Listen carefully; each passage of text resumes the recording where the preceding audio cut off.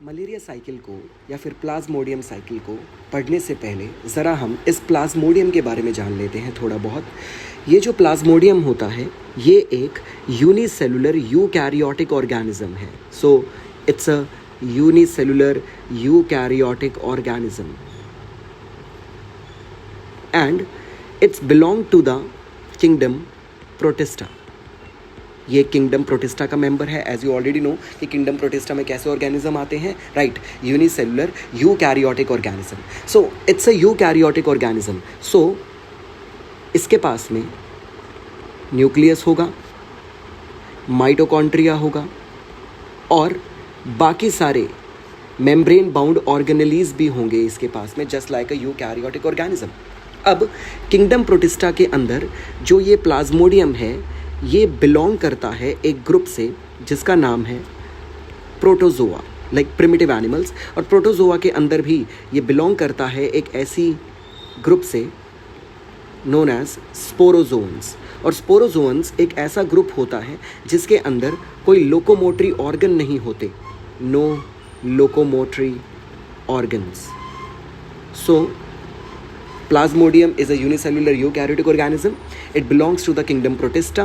और kingdom protista में कौन से ग्रुप से बिलोंग करता है? ये बिलोंग करता है आपके पास में प्रोटोजोआ ग्रुप से। और प्रोटोजोआ के अंदर एक ऐसा स्पेशल ग्रुप आता है जिसके अंदर कोई लोकोमोटरी ऑर्गन्स नहीं होते, और वो कौन सा ग्रुप है आपके पास में? स्पोरोजोअन्स। रिमेंबर, प्रोटोजोआ के अंदर और भी ग्रुप्स आते हैं जैसे सिलिएटेड प्रोटोजोअन, जैसे फ्लैजिलेटेड प्रोटोजोअन, और उनके पास में सिलिया और फ्लैजिला होता है फॉर देयर मूवमेंट। बट स्पोरोजोअन, जहाँ से ये आपका प्लाज्मोडियम बिलोंग करता है, द मलेरियल पैरासाइट, इसके पास में कोई लोकोमोटरी ऑर्गन नहीं होता।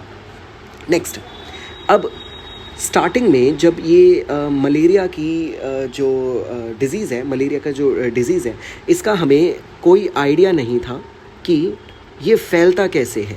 तो लोग ऐसा समझते थे पुराने ज़माने के कि मलेरिया तब फैलता है, मलेरिया तब होता है जब गंदी हवा, जब दूषित हवा आपके पास में फ़्लो करती है। दैट्स वाई इसका नाम वहीं से आया है, that is mal air, that is mal air, mal air. तो जब दूषित हवा, गंदी हवा चलती है तो लोग ऐसे समझते थे कि मलेरिया हो जाता है किसी एक पर्सन को, और उस मलेरिया का हमारे पास में कोई पर्टिकुलर इलाज भी नहीं था, कोई ट्रीटमेंट नहीं था, जिस वजह से काफ़ी लोग, हज़ारों की तादाद में लोग मर जाते थे। मगर इस मिथ को बस्ट किया एक साइंटिस्ट ने, वेरी इंपॉर्टेंट, उनका नाम है Ronald Ross, right here. So this scientist, he born and brought up in India. इनका जन्म इंडिया के अंदर हुआ था और इन्होंने बहुत अच्छे से, बहुत सूझबूझ से ये पता किया कि कैसे आपके पास में मलेरिया फैलता है।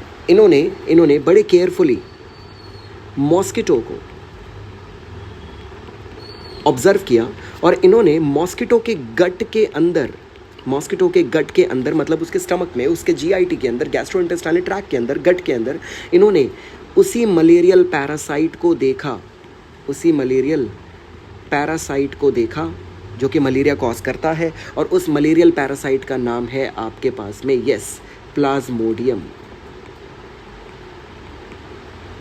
सो very important. So Ronald Ross discovered that कि जो मलेरिया होता है आपके पास में, ये जो बीमारी होती है, ये गंदी हवा, दूषित हवा के फैलने से नहीं होती है, ये मच्छर के काटने से होती है। और इन्होंने क्या करा, इन्होंने पूरी की पूरी मलेरिया की जो साइकिल है उसको ट्रेस करा, मलेरिया साइकिल को ट्रेस करा। और हम भी मलेरिया साइकिल को ट्रेस करेंगे कि कैसे मलेरिया आपके अंदर एंटर करता है, मलेरियल पैरासाइट, और फिर वो दोबारा से मच्छर के अंदर एंटर करता है, मॉस्किटो के अंदर एंटर करता है। और हम डिटेल में पढ़ेंगे कि कैसे आपके पास में मलेरिया साइकिल ऑपरेट होती है, प्लाज्मोडियम साइकिल पर्टिकुलरली ऑपरेट होती है।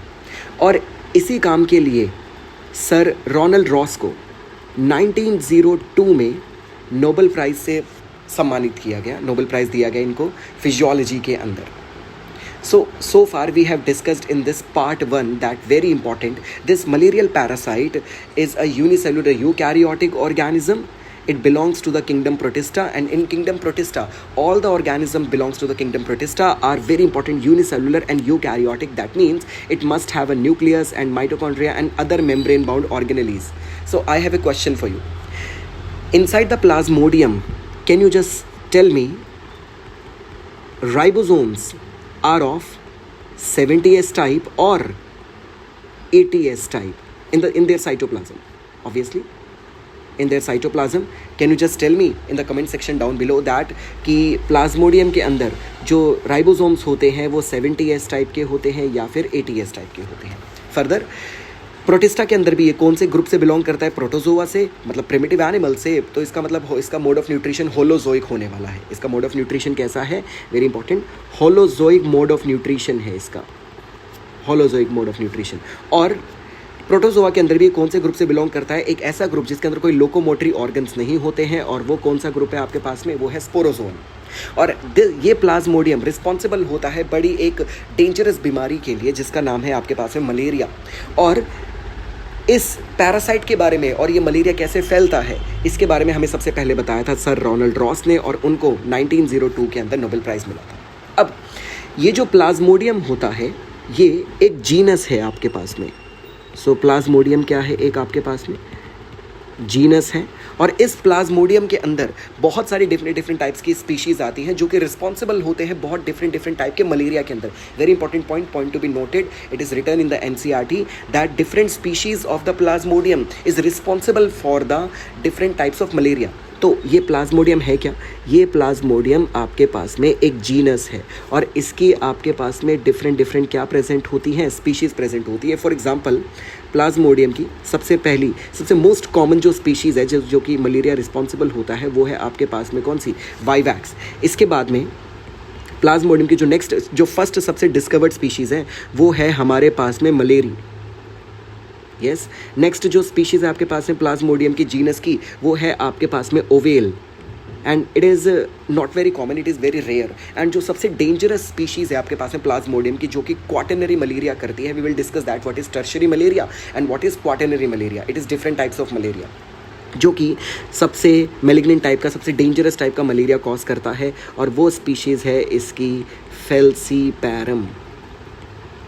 सो these are 4 different species of the genus Plasmodium which is responsible for different types of malaria. Let me write it down.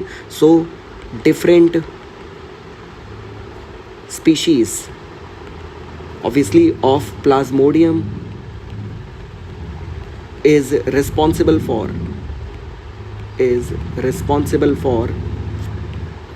different type of malaria. We will discuss that, don't worry.